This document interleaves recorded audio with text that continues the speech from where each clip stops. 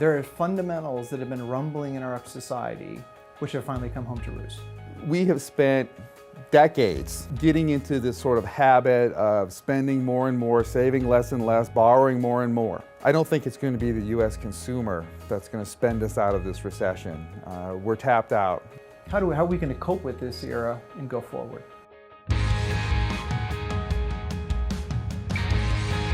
We think the roadmap into the future and for sustainable economic recovery is going to be around the concept of innovation. Innovative, entrepreneurship, new technologies, those kinds of things can revolutionize the economy.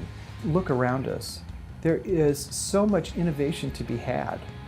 Whether it's how we power our vehicles, or heat our homes, or cool our buildings, or transport ourselves around the world. Well, we have some fantastic assets from the eastern side, western side, north and south. We see a lot of assets and capabilities in each of these regions.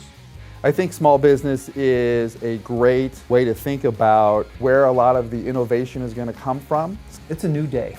Society is changing now. We're starting to pay down the debt. We're starting to save a little more. And what kind of economy do we want to have in the future? How do you build an economy that's resilient and adaptable to whatever the condition is going to be for the future? This concept of innovation and innovation ecosystem builds that adaptability. How are we going to innovate our way out of this? And the answer to that is know-how. We have got to educate ourselves out of this because we're not going to get the ingenuity and the innovation without education. It's a necessary condition for an innovation economy that our education and learning system go to a much higher level of performance and outcomes. How do we even accelerate the kind of culture of entrepreneurship, which is such a strong legacy of the state of Washington?